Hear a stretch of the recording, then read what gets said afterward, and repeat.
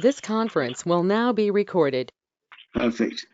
Okay, so I'll tell you who I see on the call, and then just let me know if I missed anybody. Peter Kafka, Ken Anderson, Les Shelderup, Paul Frieda, Jerry Pelfrey, Dennis Correa, Sylvester Mann, Rich Jackson, and Larry Fish. Anybody whose name I did not call out? Okay. Mr. Appler, I'm going to mute you because we're getting a fair amount of background noise, but I'll open it up when I get to you, or you can open it up if you want to say something. Okay, so nobody knew, and we'll run down the list and we'll see who would like some time today. And I'll also give you a quick fill-in, if you would like, on the memorial for Professor Bill in Buffalo on Saturday. Peter, anything for you tonight? No, nothing new. Nothing new? Nothing new. Okay. Ken, anything for you tonight? You know, I would like to get some input on, I'd like a few minutes. No problem. Les, anything you'd like to talk about tonight? I don't think so, thank you, but belated happy birthday. Thank you, thank you. Thanks for remembering. Paul Frieda, anything from South Florida? Nothing for me tonight. Somebody better have something, otherwise we're going to be twiddling our thumbs here. Jerry, how about you? Jerry? Oh, okay. Yeah, I'll talk a little bit. Good, okay. John Appler, anything you'd like to talk about tonight? No, I'm good, Rick. Thanks for asking. Okay. Dennis, anything you'd like to talk about? Yeah, I'll give you a quick minute or two update on my latest 3 months blood work. Okay. Sylvester, anything for you? No, thank you. Okay. Mr. Jackson, how's life down in Virginia, in Norfolk? Still working pretty good. Good. Got something I can bring up on a John Hopkins report I read about. Yes, perfect. Lovely. There's there. And Larry Fish, anything for you, sir?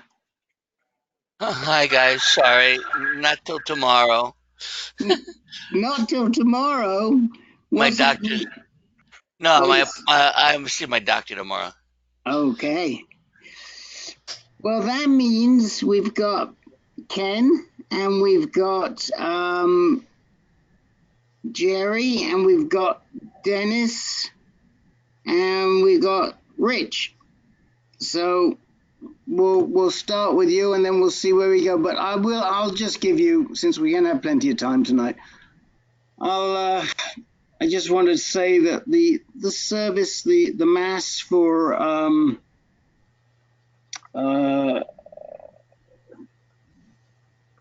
Bill, for Professor Bill, was very nice. It was very, I mean, I obviously don't know a lot about masses, but it seemed very correct and all in order, and the music was excellent. There was an organ. It was a big, beautiful church, lots of stained glass windows, and there was an organ, big organ, and piano, and then a cello, a bassoon, and a flute, and a chorus, and each of the family members took a part. And his daughter gave the eulogy, which is available on Facebook. I'll have to see if I can get Jake to track it down and put it onto our Facebook.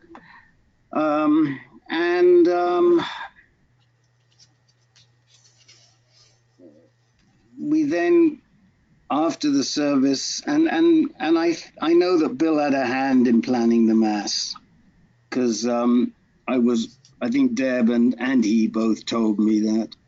And then we left for a reception at the Science Museum, which was in a fairly simple room in the Science Museum. But what was amazing was that there was this booth outside that explained ribosomes.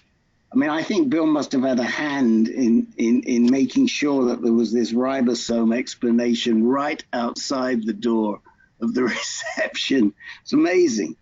And I did look at the booth. I don't know that I know that much more about ribosomes other than they're an essential part of the DNA. And so that was nice. And the only thing was there were no tributes. Nobody took the microphone, and nobody formally mentioned prostate cancer. At the same time, there were a lot of people that came up to me and said how much Bill appreciated all of us. And of course, I made it clear how much we appreciated Bill and how much he did for so many men. But clearly, the interaction with ANCAN and all of you and myself was a significant part of his last few years. And so it was very gratifying to hear that from any number of people. So that was the story. And then I left. I was very well welcomed by all of the family, and especially the Burhans and the brothers and sister. And so now I'm here in Northeast Vermont with Bill's oldest brother, Buzz, who I've visited with before. So that's the quick update on Bill's memorial. Okay, let's dive in with Ken. Well, as you know, Rick, I don't know if everyone does, but I recently received my labs back, and the blood was pulled on Friday, which was 28 days after I, started taking enzalutamide, and I kind of expected my PSA to go down, but I also expected my testosterone level to go down. And the funny thing is, my PSA went down, but my testosterone level did not. Can anyone comment on that? Why wouldn't your testosterone level go down if they're blocking testosterone from like your adrenal glands or whatever? Or is this particular drug one that doesn't block testosterone? It blocks the binding of testosterone to the cancer cell. So maybe my testosterone wouldn't go down. Any comments? Are you on Lupron as well? Say it again? Are you on Lupron as well? Yeah, I'm on Lupron as well. My testosterone level 2 months ago was like 13, and this month it was like 18. Well, that's down. It's anything below 20 is considered gastric. Yeah, I thought you were thinking like it was like 100 or 200 or something. No. It's always been. You're down. Go ahead. Anything below 20 is considered castrated. I wouldn't get too concerned about it. I mean, you're pretty low. Is it a true statement that enzalutamide, though, does not block testosterone production? Enzalutamide blocks testosterone adhesion to the cancer cell, but does it also block testosterone production, or is this a question for Paul? No, enzalutamide does not affect testosterone production. It it works on the androgen receptors. How about abiraterone? Does it block testosterone production, or does it? Yes, Yeah, I think yes, those are the two difference. Yeah. yeah. What abiraterone does is it stops the very smart cancer from making its own testosterone by breaking down other proteins that have a basis of testosterone, like, for example, cholesterol. Gotcha. So it gets into the cholesterol and it breaks it down and it sucks out, the cancer does, it sucks out the testosterone, so the abiraterone prevents that process from taking place. So they do work somewhat. They work different. Very differently, yes. Okay. Yeah, yeah.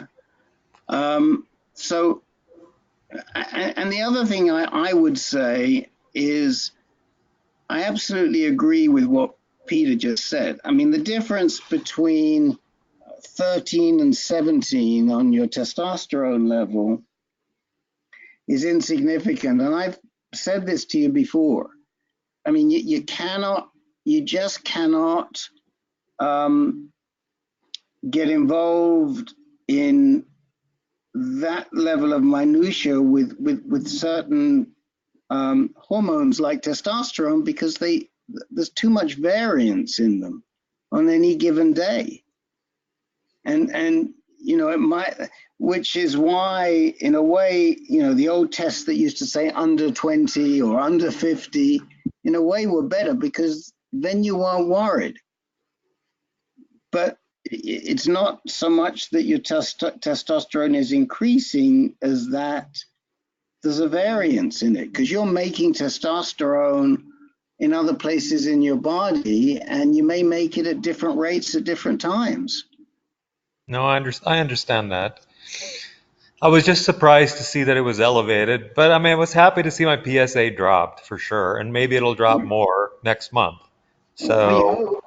yeah, we'll just wait and see. So I do take, did you tell everybody how much it dropped? I know I have it down here. no, I am again going to recall from my memory, which is not so good today, Okay. but from 4.45 to 2.27 or something like that. So cut it in half, Yeah. approximately. Yeah. So you know, I think it's heading in the right direction. It's where you want it to be, and don't get anxious over your testosterone If I level. could switch to daralutamide, I would. Okay. And I don't think I can because I have Mets, but as soon as it's available, I will switch. Well, when was the last time you did a Just had a PET scan at MD Anderson a couple months ago. and how much did you light up? How intensely did you light up? Only one spot on my sacrum, right sacrum. So why don't you think about doing a technetium 99 scan, and maybe it won't light up that spot. And if it doesn't light up, you can get daralutamide. I'll talk to my local med-onc and see if I can do so. Because I do notice pretty good mental fog, Right, you know. right, Like on right. a 1 to 10, I'd say it's pushing 7, you know. I almost missed my flight this morning because I mean it's just stupid little things, you know, but I'm noticing mental fog for sure. Well, you know that is what happened to Len. Dr. O put him on abiraterone, and we knew he had bone mets from the NHI Right. 18 FTC UIL.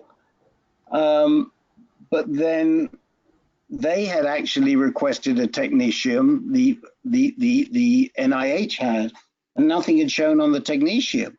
So Dr. O was able to use that to justify that Len was non-metastatic, even though we knew he was metastatic. Right. No, I understand. So it's a So little game in order to get the drug, which I'm happy to play. exactly. So, you know, if it wasn't too intense, there's a possibility it might not show up, then you may be in a spot where you can legally switch on label, not off label, to darolutamide. Mm-hmm. Well, I'll give it a try. I mean, I'm going to stick on it the next 30 days because I just filled a prescription. But at the same time, this month is, I'm not going to be around that much this month. Maybe next month. So Well, anyway, I was calling your name out today because I needed to borrow a fleece or a top or a jacket to go on my snowshoeing, and I was given a North Face jacket. oh yeah, Yeah, and it yeah, was very nice, and I was that very pleased to use it today. Ken is going to be staying with a friend who is closely associated with North Face. So, yep, on the 27th through Thanksgiving. on the 27th through Thanksgiving, yeah. So anybody else want to say anything to Ken about this issue, or any words of advice to him or thoughts with respect to managing this brain fog and the enzalutamide? Anyone?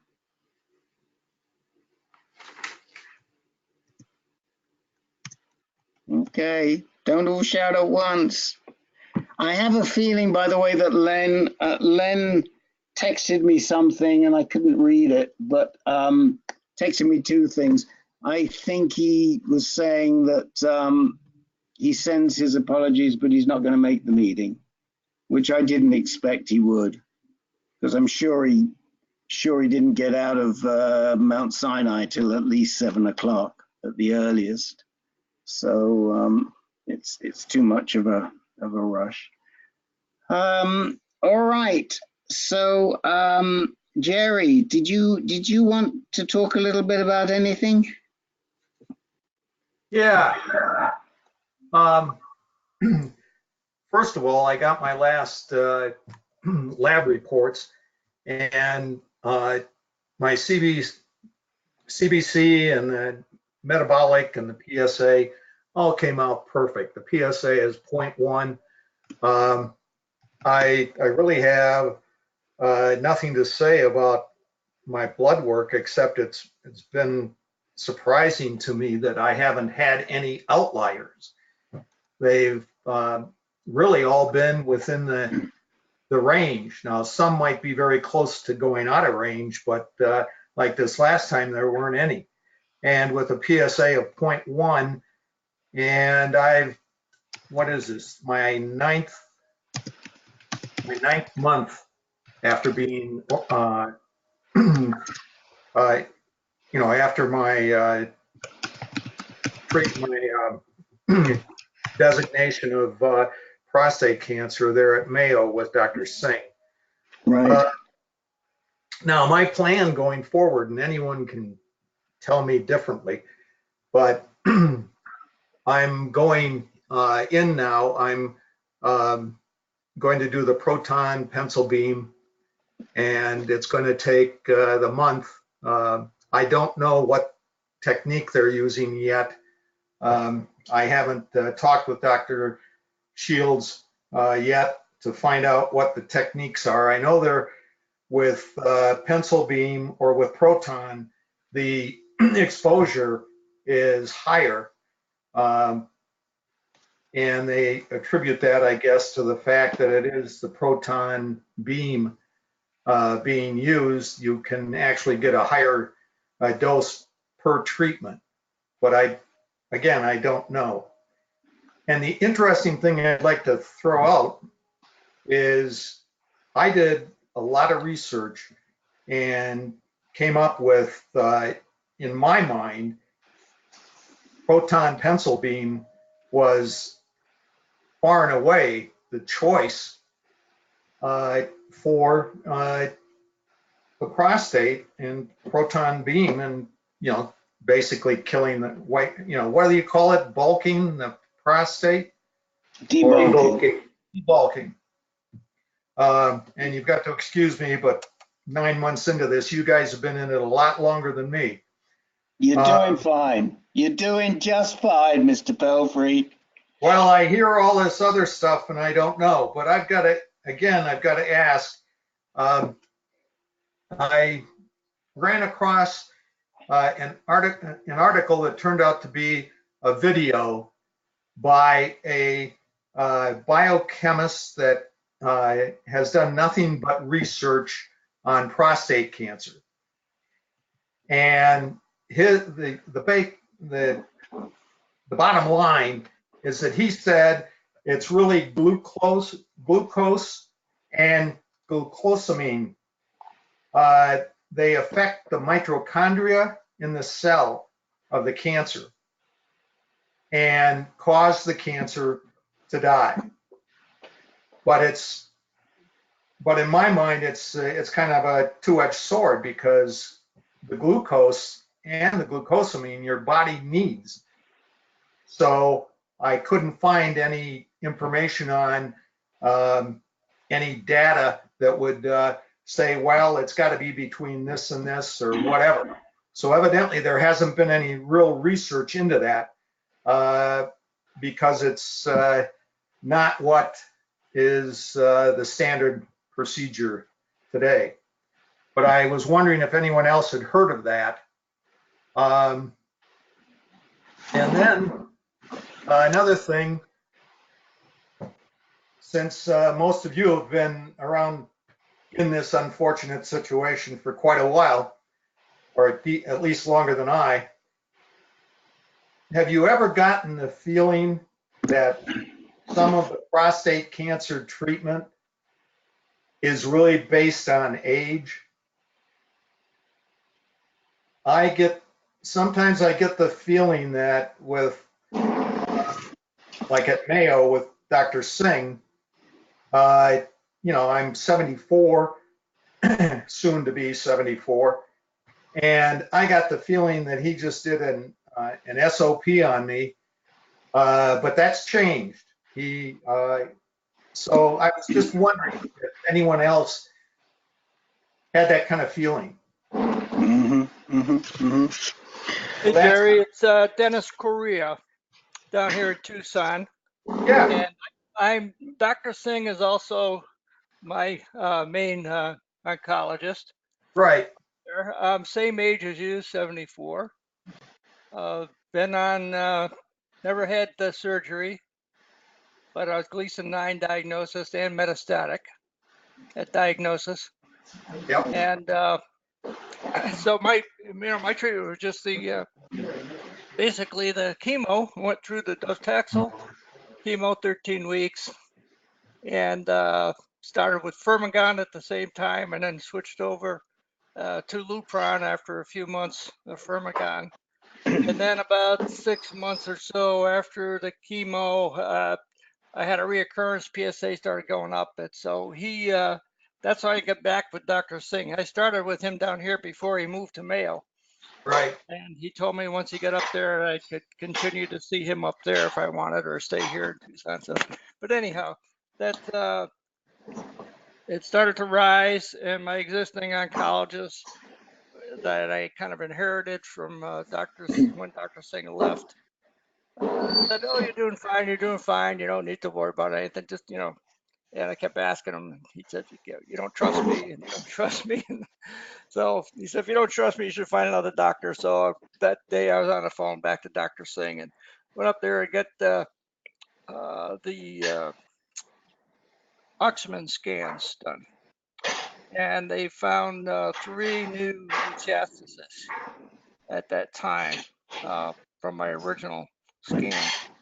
So something was happening, obviously, and that's when he put me on the abiraterone acetate with the prednisone and continued the Lupron. But some people can have a little problem with him because of his accent and so forth. He is a little difficult to understand. I always bring my wife along so we get 2 people listening to him. But I find him just very responsive. He has set me up with a local oncologist down here at Arizona Blood and Cancer that he has good friends with, and that's where I go to get my blood work and my local injections of the Lupron, Well, which have been working good. Dennis, I'd like to talk to you in January because I'm after this month in December. Our plan is to head back home, and that means I go back and am in Tucson. I have a PCP in Tucson, an internist that I went to before, and I have a urologist, oncologist there. He did the biopsy on me, so I'm kind of looking forward to getting back there and getting with those guys. Well, they're good. Tucson, unfortunately, it's tough for them for this area to hold on to the very best professional people in regard to their doctors or engineers or whatever, because the salary levels here are somewhat lower than a lot of other areas in the country.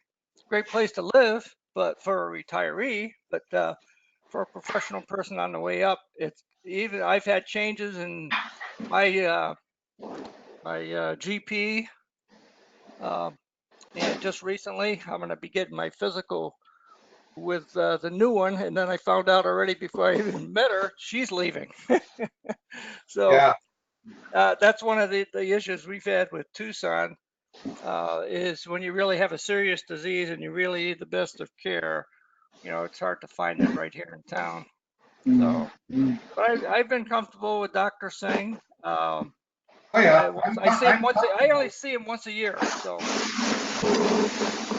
So I have a question, because I think Jerry raised a couple of very good issues. Jerry, we'll come back to the glucosamine issue a little bit later, but is there anyone else on the call who feels that the level of treatment they have received has been influenced by their age, either young or old?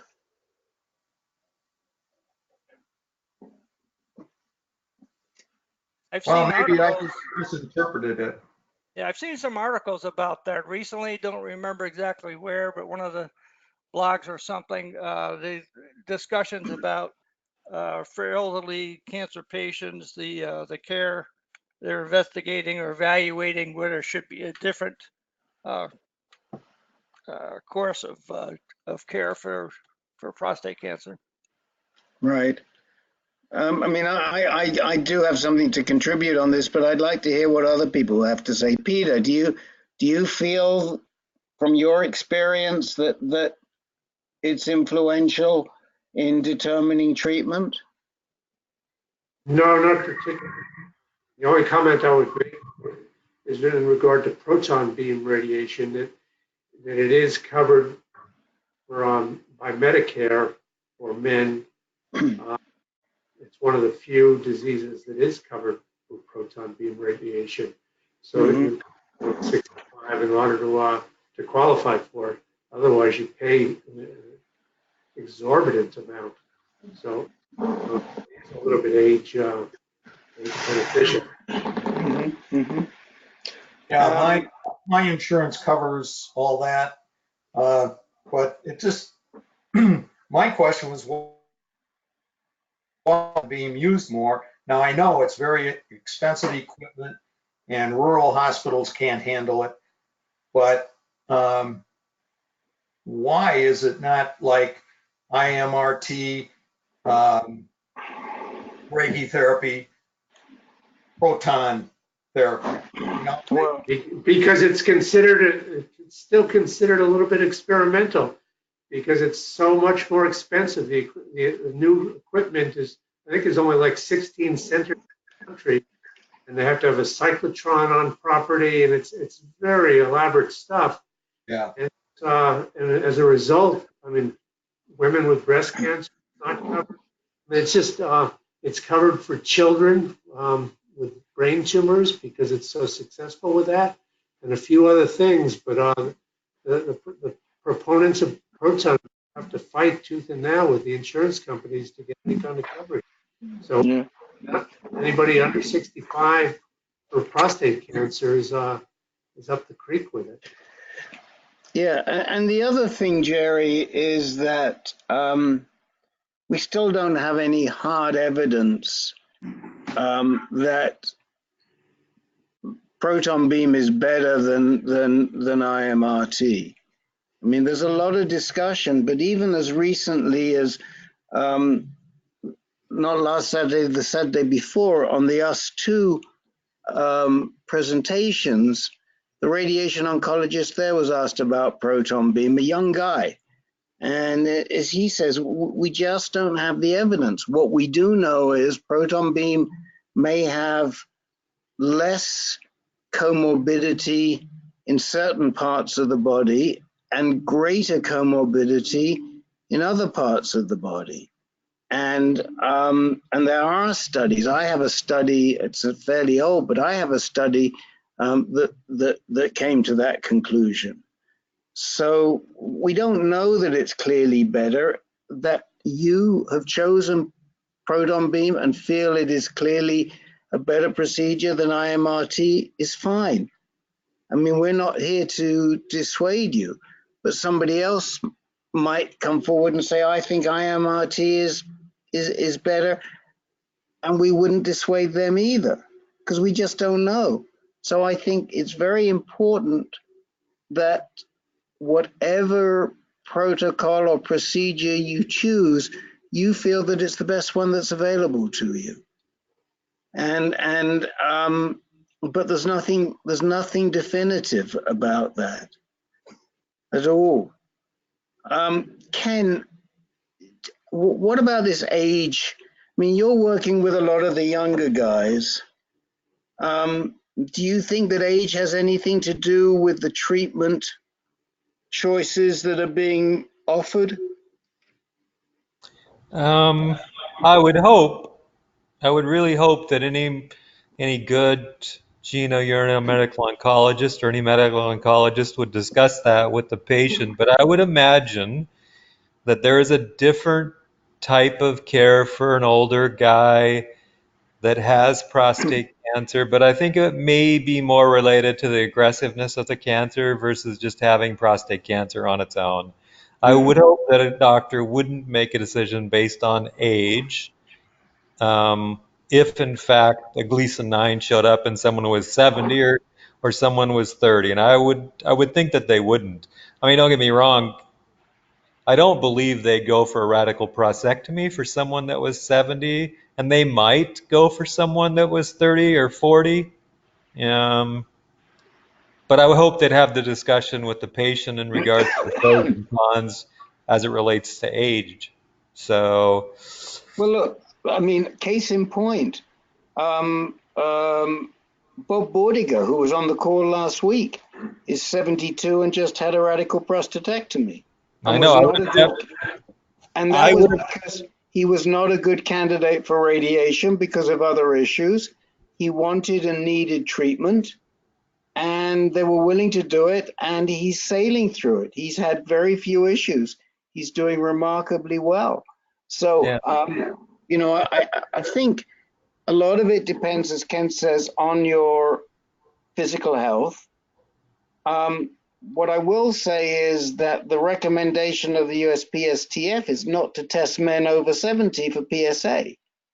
And I think that's a very significant reflection on how a lot of people feel about prostate cancer who aren't well educated.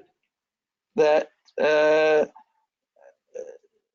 if you have serious prostate cancer, it's not going to kill you that quickly.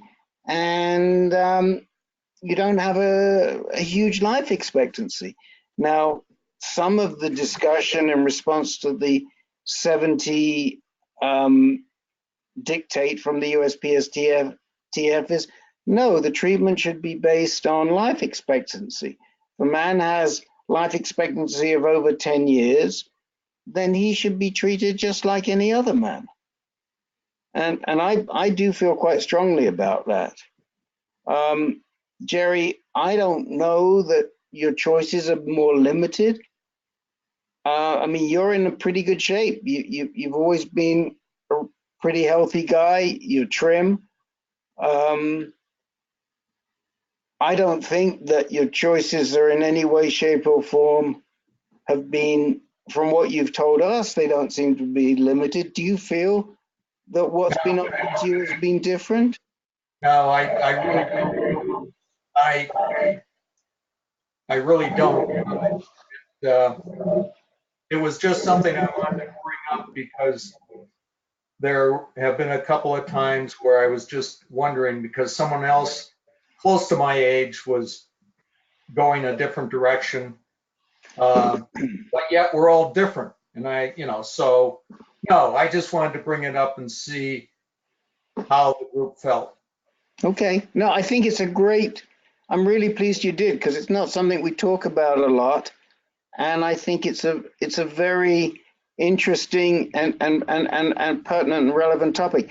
Anybody else have any thoughts on age and treatment before we move on to the other issue that one of the other issues that Jerry raised? I can, it's Larry. Hi.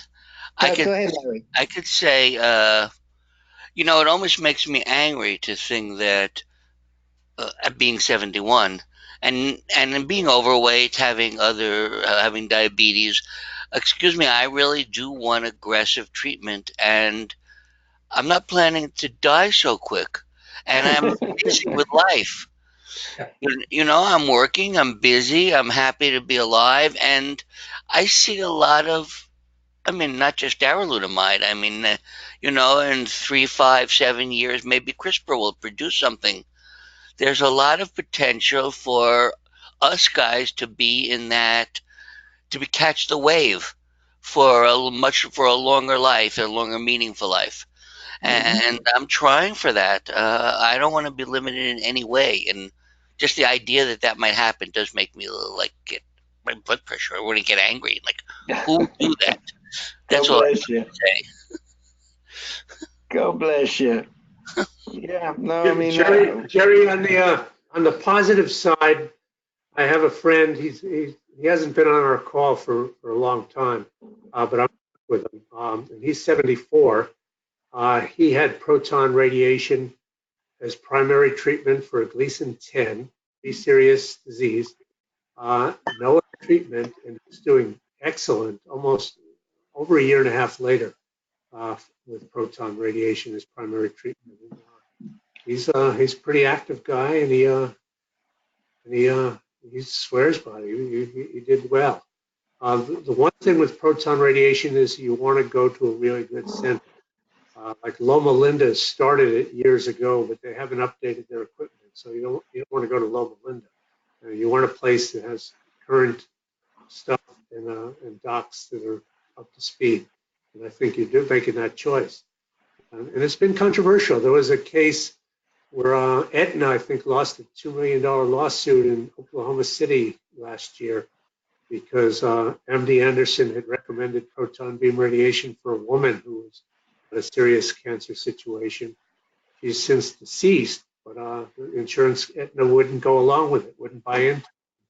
Her husband, they sued and $1 million settlement from Aetna because they refused to allow her to get that kind of treatment. So, so good luck with this. I think you'll do well. Yeah. I'm looking forward to it. Really.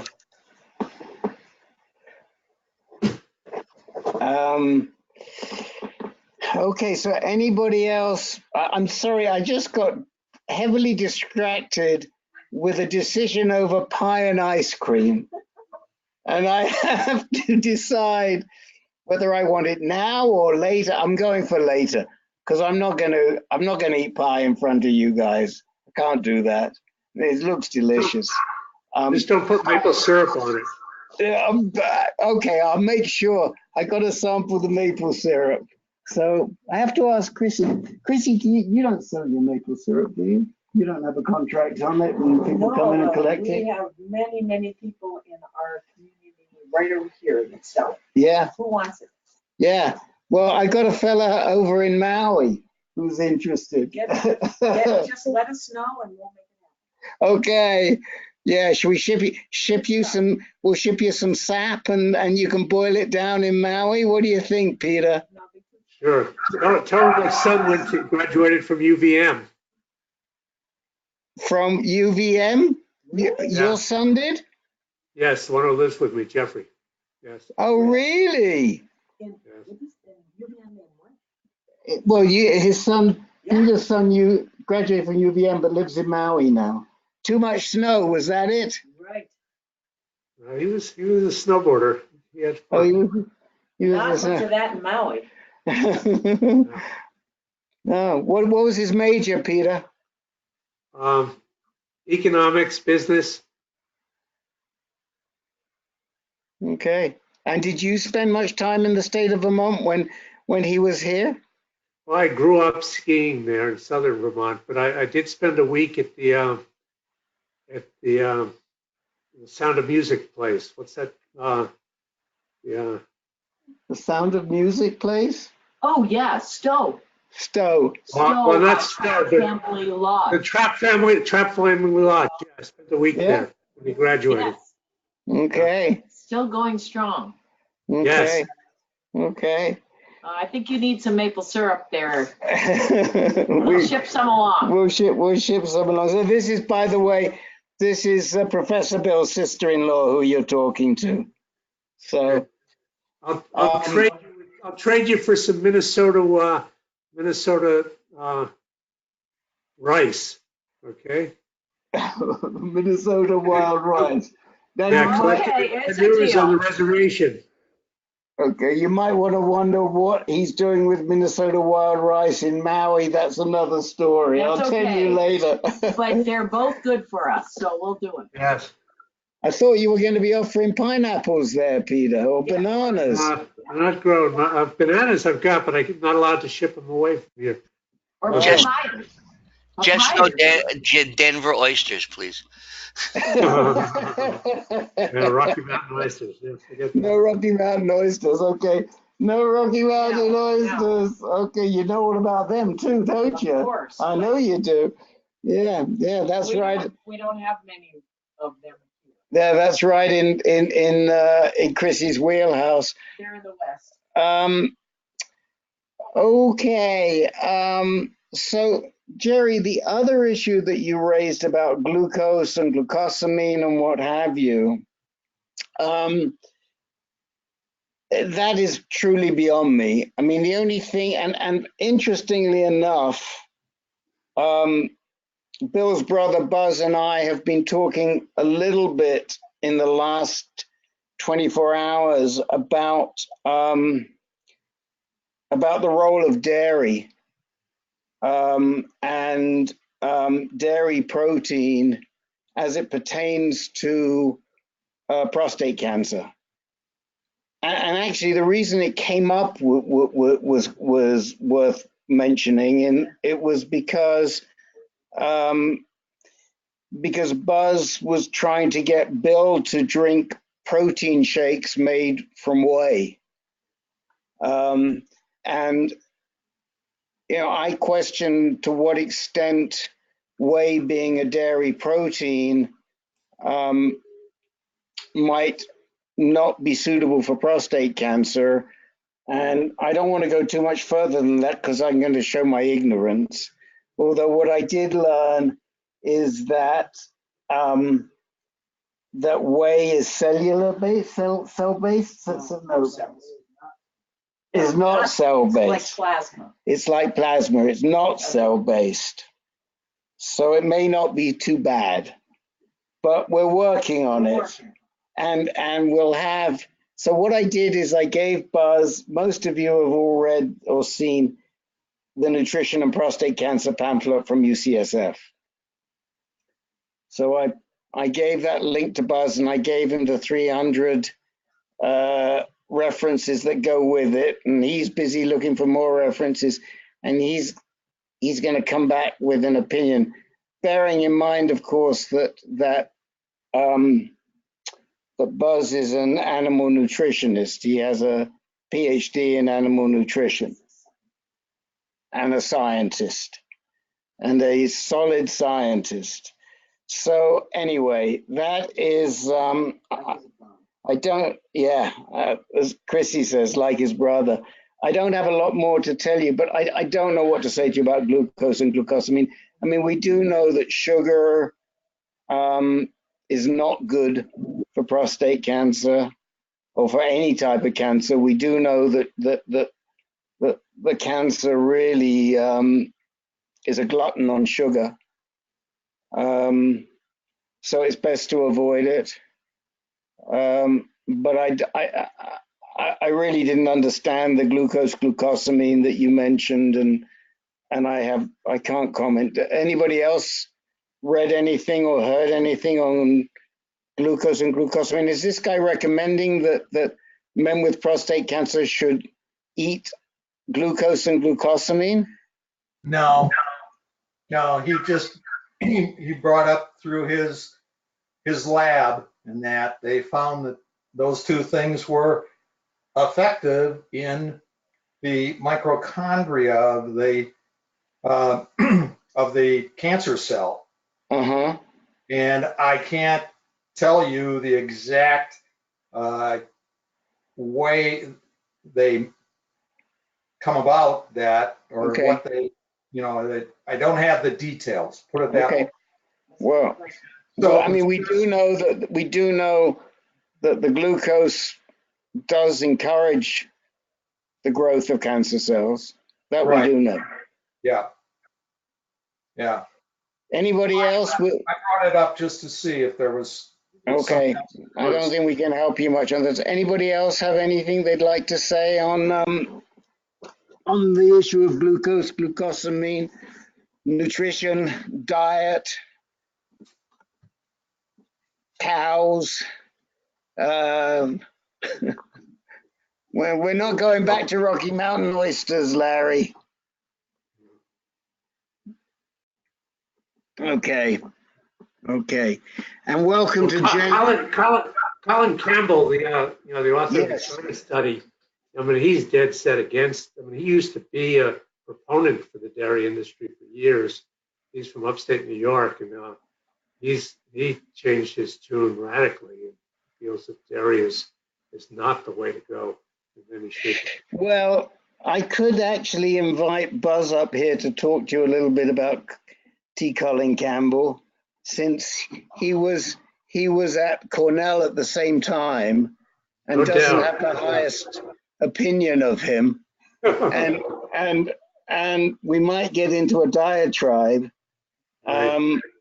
But yes, his name has come up within these four walls within the last 24 to 36 hours. And That's why I mentioned it. I suspected he probably would know. Oh, I hear the soft pitter patter of people. Let me introduce you, and you should see. You sit down for a minute, because he looks. You'll see a certain resemblance to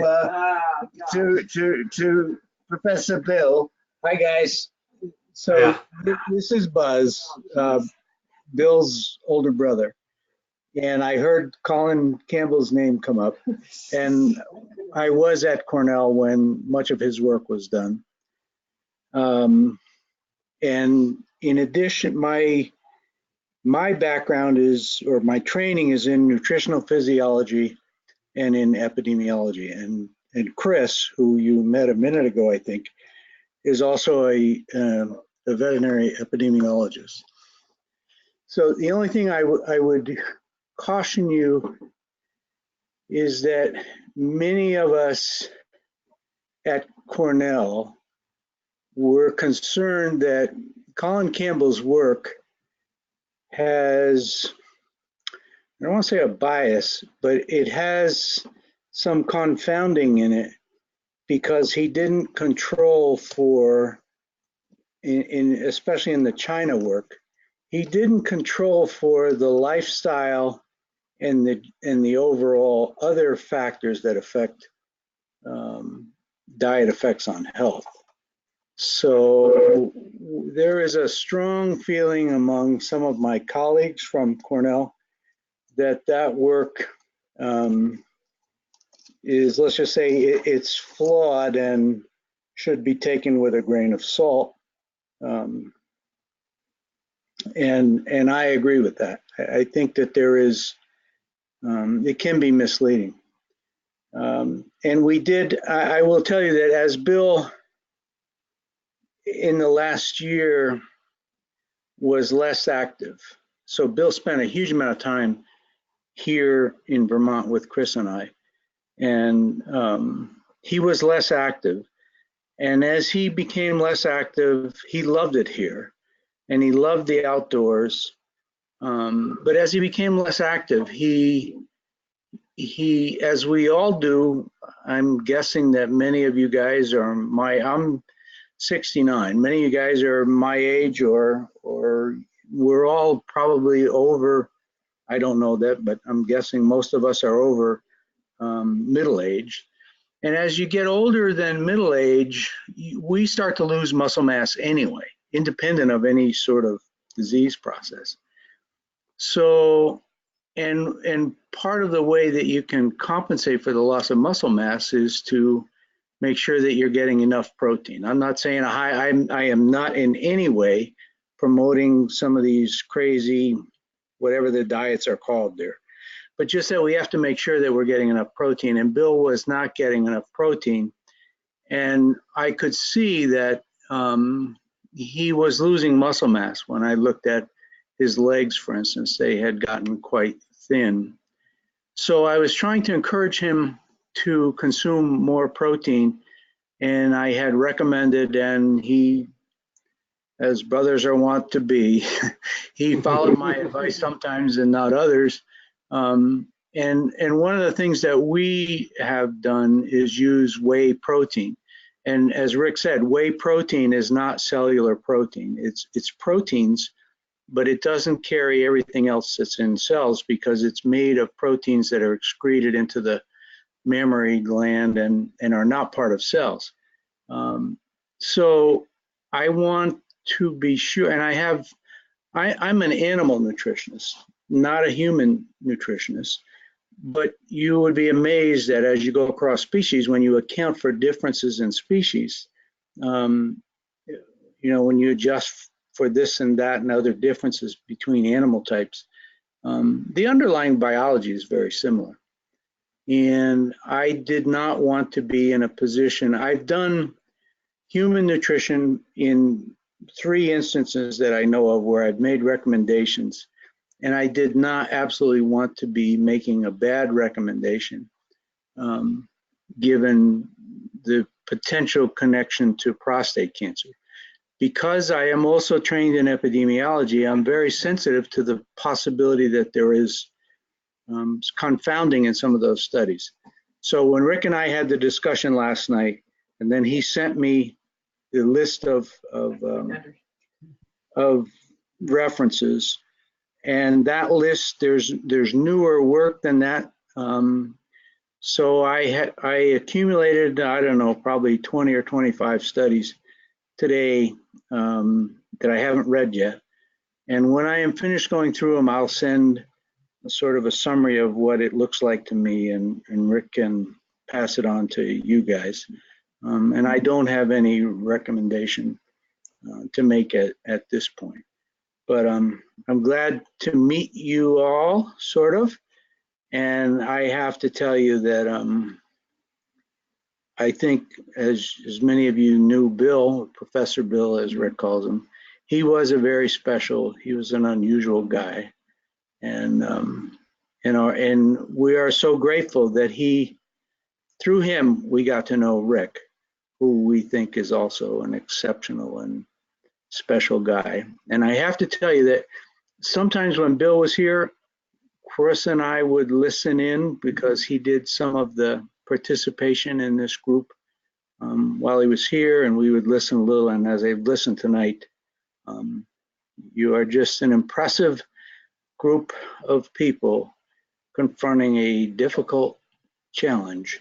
And I wish you the best, and I commend you for instead of sticking your head in the sand, sticking it up and saying, you know, let's look at this closer and talk to other people and figure out what's the best thing to do. So I really commend that. And we've, by the way, Chris and I have adopted Rick. He is now an adopted Burhans brother, but I have to tell you that there comes with a condition. We heat with wood up here, so he's got 4 cords of wood he's got to stack before we let him go. So, so good to meet you all, and it was great. Thanks. So there you go. You got to hear it from the oracle. Yeah, from the cow's mouth. Peter, thanks for bringing up T.Colin Campbell. Actually, there's a lot of there's a lot of science to still do. I mean, when you talk about animal science, one of the conundrums is elephants. Elephants have an incredibly low incidence of cancer, any kind of cancer in their life, and yet they live 100 years or more in a plant-based diet. Nobody's been able to figure that one out at all. Plant-based diet. Yeah. Plant-based diet. What about in cows? Is there a lot of cancer in cows? Mostly what we call liposarcoma. That's about it. Okay. That's it, and that's a probably viral mediated, so it's not related to diet. And they have few other cancers other than squamous cell carcinoma of the eye due to ultraviolet. And really? They have very few other cancers. Very interesting. Okay, guys. I think there's a lot of science. There's a lot of science in this game to still explore. Yeah. That could potentially have human links. I'm just thinking of a new business. We should make sunglasses for cows. Zenny. We could have a Zenny really? cow glass division. So there you go. Anyway, so we'll keep moving on. I mean, is there anything anybody wants to raise or any questions they have on some of this nutrition stuff before we go on? And who are we going to speak to next? Dennis. We're going to speak to. I must admit, I'm very interested to know whether or not whey protein is one that because I haven't talked to Paul about it, but his first words out of his mouth was no dairy. So if in fact I can get protein right now, what I get it from is very little. I get very little protein, I think, in my diet. I eat a lot of green stuff. Yeah. So yeah. I don't know. I'd be interested if whey is not harmful as far as a cow product. I think it is. Right. I don't know that it is. I've Right. never asked Paul, but he's not a nutritionist either. Right. Well, just to explain, the fact that it is not cellular based the whey means it doesn't have the amino acids that meat may have, that muscle cell tissue may have. Yeah. So as I told you guys, I am not ready to make any conclusions, much less recommendations. I am going to go through the stack of papers that Rick assigned me for homework. But there are, when you look at that, the literature as I gathered it today, and I haven't read it, is all over the place on that. You have to remember that milk has a lot of calcium in it.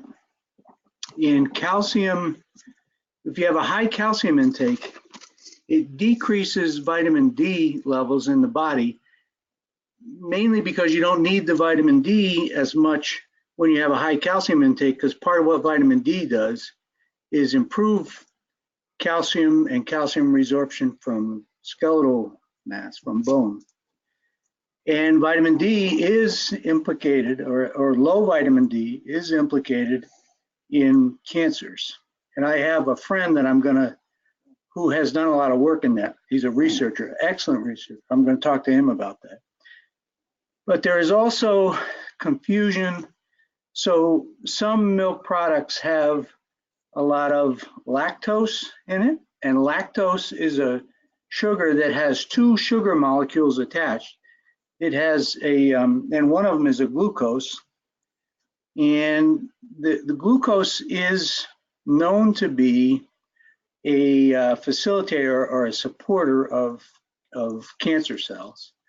So when we say dairy in general, it's not clear. It's a complicated story. There's another hormone-like substance called IGF-1 that's very similar to insulin, and that's implicated in cancer as well. So the issue would be if you can get a supply of proteins that doesn't bring with it all of the other things like the high calcium and the lactose and the excess energy that comes in from milk. I'm thinking, and this is only a thought, I don't know yet, I'm thinking that something like the whey protein, which doesn't have the lactose in it, that's D-lactose, doesn't increase your energy intake a lot, doesn't have some of these, it doesn't have a lot of calcium in it because it's separated out, that this may be a way to continue to consume enough protein so that you maintain, remember that independent of cancer, those of us that are over 40 or something are losing muscle mass naturally. So we need to maintain our protein intake. And the question for me is, so what's the best way to do that? And I'm thinking, this is not a recommendation, it's not a conclusion because I'm going to go through all this stuff, but I'm thinking that the whey protein, when it is packaged in a form that has all the rest of that stuff removed from it, is probably a good way to go. The dairy, what little I know about the recommendations on dairy, they were all over the map. There's studies that I just pulled off today that say there's no connection, and there's studies that say that there is a connection.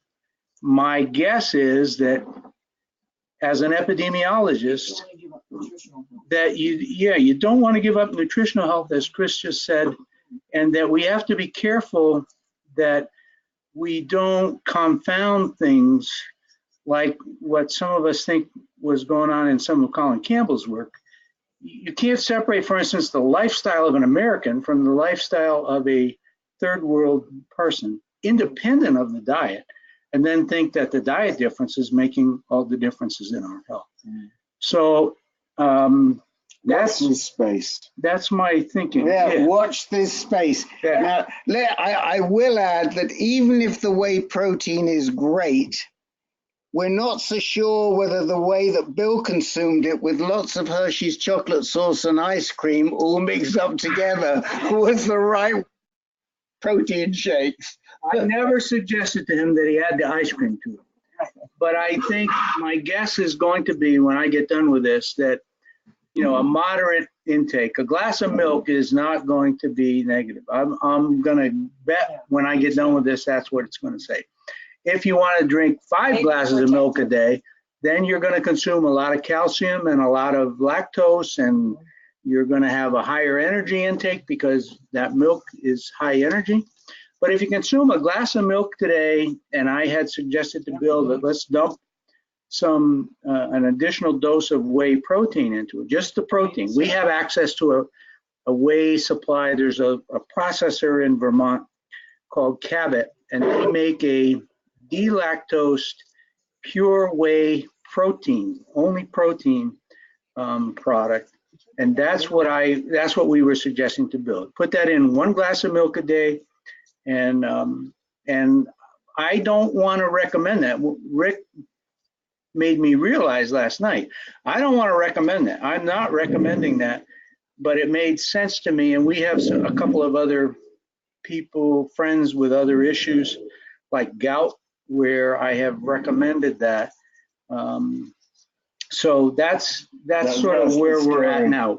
I will promise to get back to you when I've read all these papers and I get Rick back to stack the rest of the wood. I'll tell you what I think. Okay. Rick, All right. on that point, Rick, Yes.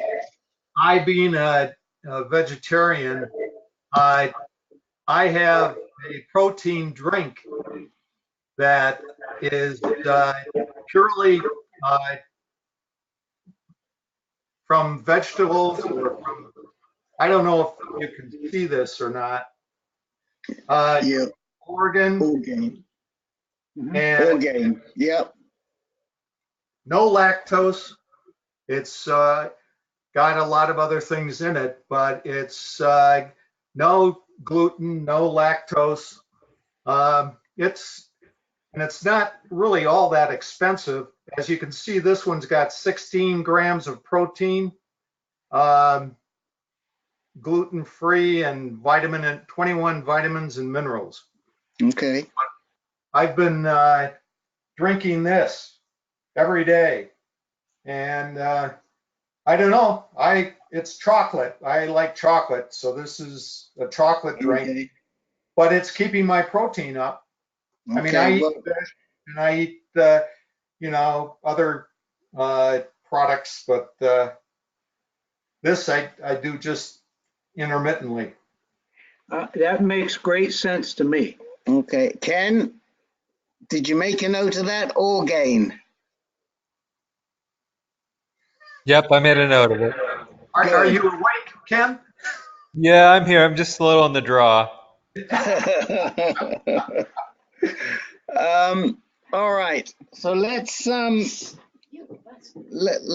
move on, and we'll talk to Dennis, and then we'll talk to Rich Jackson. And just let me know, has anybody got to go very soon that wants to say something and isn't otherwise going to get in? If we go to Dennis and then to Rich, is that going to cramp anybody's style? I do have to break off here. Sorry. Okay. Jerry, but yeah, I just noticed what time it is, and I do have to break off. Okay. Sorry about that, but thank you. Thanks for being with us. And when are you starting again? When are you starting the PBRT? December 4th. Okay, we'll talk to you before. Okay, we'll talk to you before then. Okay. Oh yeah. Okay. Good night. Good night. Good night. All right. Dennis, tell us how your blood work's doing. Okay, I just you got the result. They put it in my portal. It only took me about a day to get the results, and my PSA is still holding. It's reported at less than 0.1. Good man. And this is getting around 4 years now, pretty much since let's see, 2015. I actually, towards the end of 2015, got the annual physical with the PSA being elevated a little bit, and then the whole process started from there. But I got my chemo the following year, the spring of the following year, and shortly after that on the full-blown ADT treatments. So that's the ADT stuff is working for me. Fatigue or endurance, I guess I should say, is the hardest thing. And like we discussed, who knows how much of it is age and how much of it is because of the prostate cancer treatments. So we'll never know. But I'm also going to be 74 next month. But I tell people that's my chronological age, and my physiological age is probably closer to 84. Standpoint of what I'm able to do and how I feel. Well, wait a minute, Mr. Correa, what is your golfing age? My golfing age is probably 84. Oh no, come on! You're winning those prizes. Yeah, but it's on and off, Rick. I'll have my bad days too. And, but it's for me at this point. I still do enjoy the competition, but it's mostly for the physical activity, to be outside and on the grass and hitting that Yeah. little white ball around. But you know, just another example with the side effects from this stuff is with my golf game. I used to be able to, you know, if I was keeping score for the foursome as we're playing, I would be able to remember everybody's score at the end of the hole. We hold out. And now I'm lucky to remember two of them, you know, instead of four of them. So I have to ask everybody, what did you score? What did you shoot? What did you shoot? And you know, people give me a little hard time about it because they were always amazed how boy, you're really watching everybody to make sure we count our strokes, you know, because I would tell them when they missed a stroke somewhere, you know. So, well, the funny thing I think that I've noticed with you is you tend to forget your own score when it gets over about 6, but you remember it when it's like around 3 or 4. That's right. That's right. Yeah, I was just know. cleaning out one of my drawers here with all my old golf carts in it, and I came across the one where I had my best round 78. That's a gross score. 78 was what I shot in the best round ever. And I've had several rounds since then in the 70s, but I don't think I'll see that again. Tell us the rest of your blood work, other than the PSA, was everything hanging in, and was it your CBC? Yep, all the CBC, the metabolic panel, everything was good. There was a couple that were at the edges of their range for one thing or another. Right. And I've had that before, then it goes down and sometimes it's up or whatever, but nothing that requires any concern from reviewing with the doctor. Well, I'll that's actually great. have my review with my local oncologist here at, let's see, Wednesday. This So Wednesday. I am going to raise something for you, Mr. C, that we actually have talked about before, but Peter's on the line and he may have something to say. But if you've had 4 consecutive years of being less than 0.1 with metastatic disease, have you given any thought to maybe taking a holiday from your? Yeah, I hear you, Rick. I know you brought it up several times, and it's just not something for me. Okay. Yeah, I mean, none of these issues. You know, we talk and laugh about some of these side effects of stuff, but it's not really stopping me from doing anything. I would have more anxiety, I believe, if decided to do something like that, taking a break on the ADT treatment. I don't think I would get anything back out of my testosterone. Is also on the report less than 12. Okay. So I guess that might be a threshold or something for the analytical procedure. Okay. That just comes back at less than 12. Okay. So, okay. You know, another issue is on the diet stuff here. As much as I have read, the major effect on diet is if you have had that diet for some years, if you have been raised on a certain diet and had this diet like your whole lifetime, the preventive effects are absolutely amazing. However, to say that a major change in diet at this point after diagnosis and so forth, I have not been able to find anything that says for sure if you eat this, it's going to, you know, slow down your cancer or something like that effect. There are things that, you know, the milk type thing that well, all dairy and alcohol, red meats. We just try to keep those things, you know, in check. And not to say that it can, well, the alcohol, it'll do any alcohol. But the other things are, you know, I get most of my protein, I'll tell you, from boneless, skinless chicken breasts.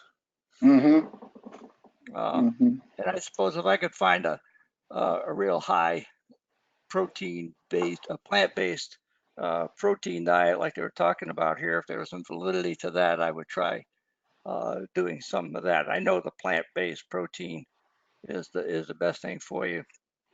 And I do have a daughter that is a vegetarian, and she's extremely well fit. She also teaches yoga and stuff like that. But so I know there's validity to that fact.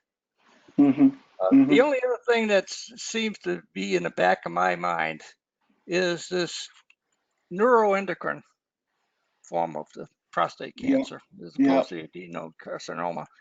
And the studies that are showing that possibly related to the long-term use of ADT or lack of any testosterone tends to promote that formation of the neuroendocrine transformation to the neuroendocrine form of the cancer. And there was something about, I think they may have identified a specific gene that kind of acts like a switch, and that turnaround from when it decides that, okay, this adenocarcinoma is now going to become a neuroendocrine form of the cancer, which we know is near impossible to slow down or beat or anything, which is, I think that was what Professor Bill was at the later stage there, had gone to neuroendocrine. Yeah, I also recall reading something recently about, or not recently, but in the past year or 18 months, about a gene mutation that they associate with the morphing from the adenocarcinoma into a small cell neuroendocrine-like cell. I'll see if I can find it, but I want to go to some of the other guys and ask them what their take is on whether diet can help or hurt. And Peter, I know that there are some guys on your low and intermediate cancer group that feel that they've done exceptionally well out of changing their diet. Yeah, it's my personal opinion. It's exhausting trying to figure all that stuff out. I mean, you can chase hearsay stuff, from here to the end of the moon, and it's there's no definitive answers. I got a pal here who was a vegetarian, strict vegetarian for 24 years, and came down with prostate cancer, and he just beats himself up like, what the hell? What did I do wrong? And we're all so different. I don't know. I don't know what the answer is. I mean, I've been anemic. I mean, I can't get a blood test back, for 5 years now that doesn't make me anemic. My red blood, my white blood, my hemoglobin, my hematocrit, they're all low. Every freaking what I eat, no matter what I do, no matter whether I'm on ADT or off ADT, I'm still that way. It affects my team. I go to the gym, I get exhausted, like today when I come back, because my blood count's low. I don't know what to do about it. And some people say, "Oh, you should take iron." Well, I've tried taking iron. We're all so different, and I don't know what the answer is. Yeah, it's crazy making, just crazy making. Yeah. The studies that perked my ears up is, Asian men, very much lower incidence of prostate cancer. However, Asian men who live in North America, who've adopted the Western lifestyle, have a higher incidence than Japanese or Chinese or Filipinos or whatever. So there's statistics out there, but to wrap your head around it and try to figure it out or get the ultimate answer is almost impossible from my standpoint. I agree with you, Dennis. Not when you're a simple plumber, right, Peter? Right. Yeah, I'm too simple for all this stuff. Who else has some thoughts on this issue of whether diet can hinder or assist? Anybody else want to say anything on this?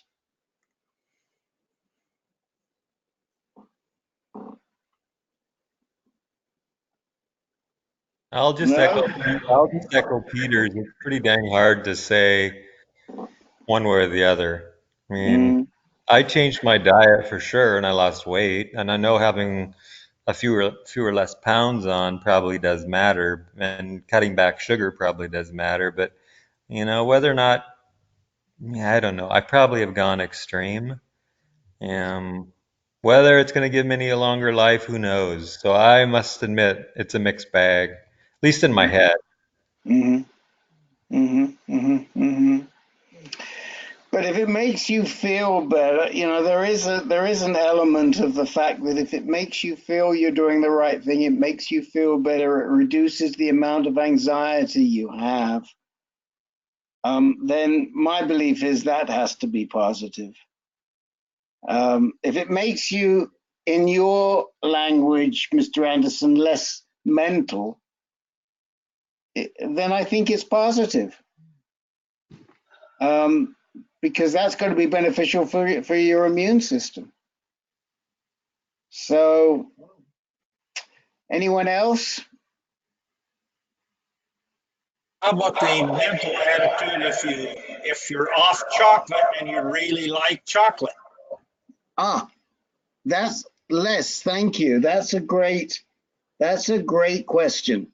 So my belief on that is that if you love chocolate or you love red meat, once a month, twice a month, have it. Because I mean, and this isn't medical advice, we can't give medical advice. This is just sort of common sense. To me, depriving yourself of something you like makes you so frustrated and anxious that that harms you. So, how bad can it be if once a month you have a good old red, rare steak, sirloin steak or T-bone or whatever you happen to like? And once a month you have a bar of chocolate, or a couple of times a month you have a bar of chocolate. But if you're eating it every day, it ain't good. But that's how I live my life, with the foods that I like that I know I shouldn't eat. Everything in moderation. Everything in moderation. Anyone else on that? I don't think it's fair that only people in prison can get last meals.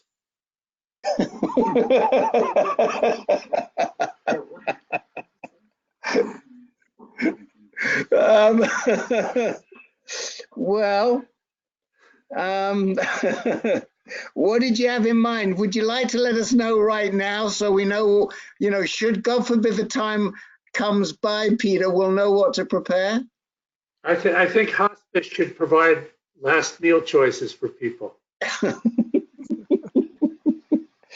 I'll get hold of BJ and I'll ask him if he can prepare. I'll work with him on a paper for the Hospice Society. But yeah, actually, it would be great if hospice provided last meals. They came in, they had a last meal service. That's a great idea. Well, so come on, tell us. Now you opened up the subject. What's your last meal choice? Oh, I think I'd like a good Maine lobster. Okay. With drawn butter in the works. Yeah.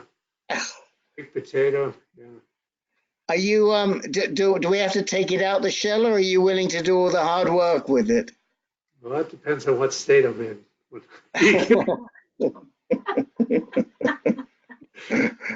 Okay. Well, I know that when I come to write up the notes, the highlight will be find out how hospice can provide your last meal. So, okay, Mr. Jackson, you had something on your mind or something you'd read that you wanted to talk to us about. I was looking through some articles and bumped into one from Johns Hopkins. Just posted a link in the chat window. Mm-hmm. And it's concerning testosterone and men on ADT and using them in combination. Right. Not a holiday, but staying on ADT and simply artificially injecting a very high dose of testosterone after you've been on ADT for a while and Right. the cancer cells have adapted to an extremely low level testosterone environment. Right. And the thought seems to be that, perhaps they become extremely sensitive and vacuum up every drop of testosterone available, and then you just flood them and the cell can't handle it. Right. So, Jake, hey, Jake, are you there, my man? Are you with us, Mr. Hannum? Yep, I'm here. Okay, welcome. Could you do us a favor? Could you do me a favor? Because whilst I'm moderating here, could you see if you could find the Denmead lecture and post it in the chat window for Rich?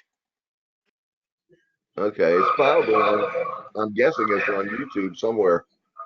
I think if you search in the blog posts for or else it's going to be in our prostate cancer references, and we'll find. So, Rich, what I want to say to you is this: we actually know quite a lot on this call about what they call bipolar androgen therapy, which is the use of testosterone as a supplement. Now, it's used in many different ways. I remember that there was very early on, soon after getting diagnosed, this must have been around 2008, 2009, was a guy I knew who was a good cyclist, and he'd chosen to have a bilateral orchiectomy, and he used to take regular testosterone supplements, and he kept his cancer in track, and yet he felt way better for artificially infusing himself with testosterone. We know, and now I see Peter just posted something, an article that was in MedPage about low testosterone therapy after prostate cancer surgery appears safe. That men who have slow recovery of testosterone may be able to promote themselves a little bit. I know in my own case that after I came off ADT, my testosterone went up to about 700, then it went back down to about 300, and for a while I tried to supplement it and it didn't make any difference, and I stopped, and it finally regulated itself at around 500 to 600, which was perfectly fine, perfectly healthy. The issue that you're talking about, Rich, is what Sam Denmead is doing, because and I only know that because there's a nice big picture of Sam Denmead in the link that you just put in the chat window. And this is the therapy that Thibault did, except he did actually a more modified form of it, where he actually had a bone marrow transplant in addition. And the idea is that you deprive yourself of testosterone by going on ADT, then you come off the ADT and you take large doses of testosterone, and it is supposed to resensitize the androgen receptors, and then you go back on the androgen therapy. So you're swinging from one end of the spectrum to the other end. No testosterone, lots of testosterone. And what Denmead has seems to have found out is that it works and keeps your cancer in bay, but it doesn't seem to do it for much longer than 6 to 12 months. And and that's been the experience of most people I know that have done it. I mean, we haven't heard from what's the name he uses on our forums? Jay. Cycling Jay. guy. Sorry? Cycling guy. No. He's an older guy that lives in San Francisco. And he uses a pseudonym on our Jay. Oh, Curran. Thank you. Yeah. Jay Curran. But he's been doing this bipolar up in Santa Rosa for the last several months, and it stopped working. So the answer is that, yeah, we know about it, but what we've seen happen is that it just doesn't work for that long, Rich. I did post a link in the chat box to his presentation. Right. You sound awful, Jake. What's going on there? Are you gonna live? I don't know. If it doesn't kill me, I will. But yeah. Okay. I don't know. I just got a cold and I'm really tired. Okay. Sorry to hear that. Yeah. And that's why I said I might be late, because I was afraid I'd fall asleep, and sure enough, I did. Okay, don't worries. No worries. Yeah, listen to, because nobody's going to explain it better than Dr. Denmead did, and it's a really good presentation, and you'll get a very good feel for the therapy, Rich. So the that was in MedPage in October. It was done at SK, and it's still ongoing. And I read one sentence here that kind of sums it up, because they used both with intermediate grade Gleason 7 cancers treated with prostatectomy, and also men in the Gleason 8 or higher with any pathology status were eligible for recruitment. They had over 1,000 men. They said these data suggest that patients with high-risk prostate cancer with low testosterone who were treated with testosterone therapy had no higher rates of biochemical recurrence. This is a Dr. Salter, Carolyn Salter, MSK. So it's interesting, but they haven't done really long-term stuff. But they've done three years study, and they can't find that that they link biochemical recurrence to higher testosterone rates in men. So what sort of testosterone levels are they bringing the men to in that study, Peter? Do you know? Let's see, in all, 1,100 men experienced biochemical recurrence at some point in 15-year follow-up, including 67% in the normal testosterone group, 80% in the untreated low group, and 41% of the men in the group with low T treated with replacement therapy. So, okay. So they said neither low testosterone itself nor testosterone replacement therapy were associated with biochemical recurrence. So they're not saying that it's a cure or anything like that, but it doesn't seem to affect biochemical recurrence. Mm-hmm. Interesting study. Yeah, very, very interesting. So those are the two elements, Rich. The idea of supplementing after you've been on treatment, or the idea of using huge doses of testosterone as a treatment protocol. Those are the two things that, what's his name? Paul, the doctor, Shellhammer.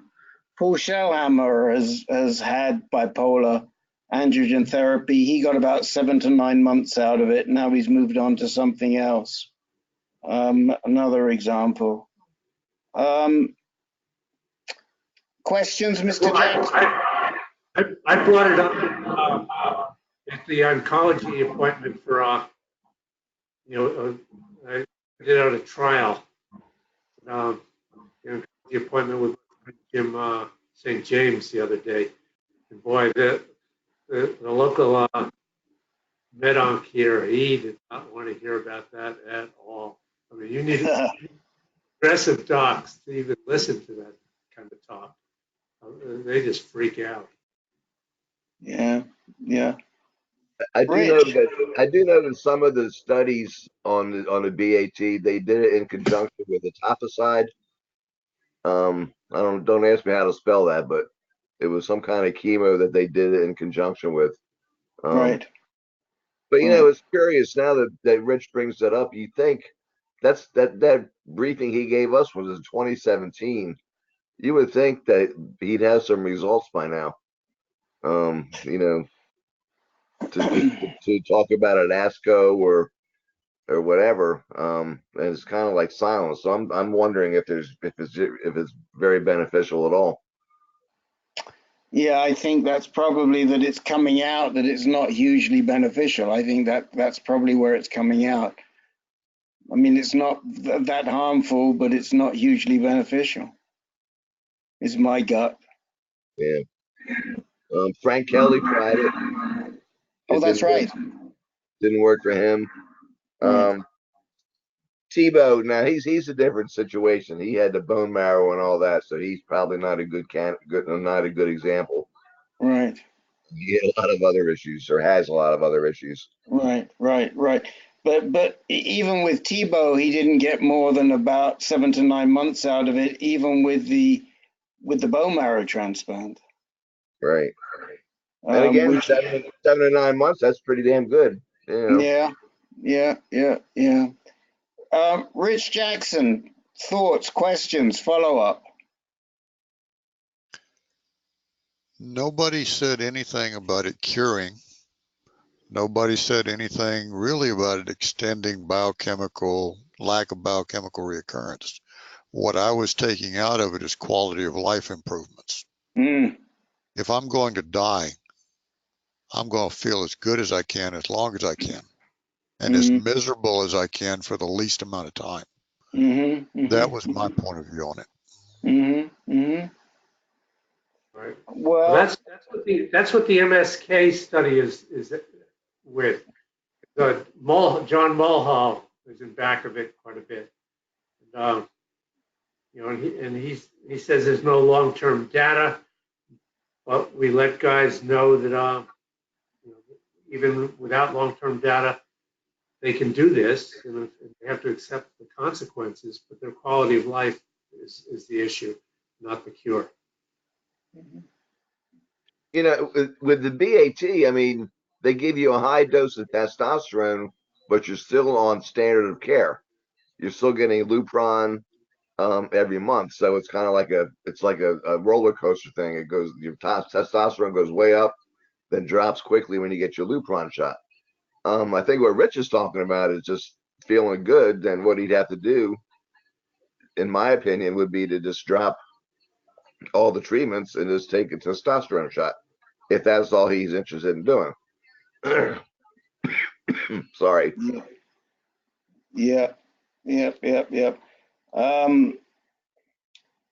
I mean, this article that you linked us to originally, Rich. I mean, I obviously I can't absorb it as we hear, but I think this article is about the bipolar more than it is about what Peter's talking about or what you're talking about, which is, well, what about just using testosterone for quality of life? And what we seem to think there is that in moderation, using low dose testosterone, it may not affect your biochemical recurrence. So, all you got to do is convince your local doc, show them the Mulhall study, and Mulhall is very reputable. So, But also give yourself time for your testosterone to come back. Where is your level now, Rich?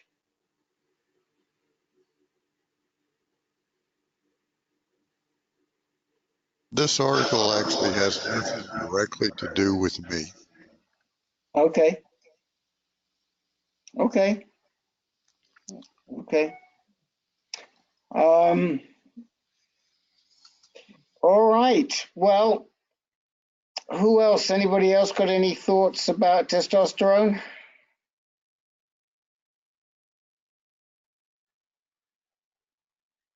I remember having it at one time. Been a long time ago. Hey, listen, if you remember having it, that ADT can't be that bad, eh? That's true. Memories, memories. There you go. There you go. All right. Well, we may be able to finish a little bit early today, which would suit me very well. Is there anything that we have not, that anybody would like to discuss that has not yet been raised? Do you still need me to log on for the caregivers tomorrow, Rick? Yes, please. Oh, and I'd like Mr. Jackson to do a quick promo for Thursday. Good idea. Yeah, I'll bring something up. I don't want to make it a long discussion. I just want to bring it up because it came out of our board meeting, and I pledged to bring things up when there's a moment to do it. And that's in regard to making our final plans. I'm meeting with my my lawyer on Thursday, and I met with him the other day about my intentions when I pass away, and where I want certain monies to go and so forth.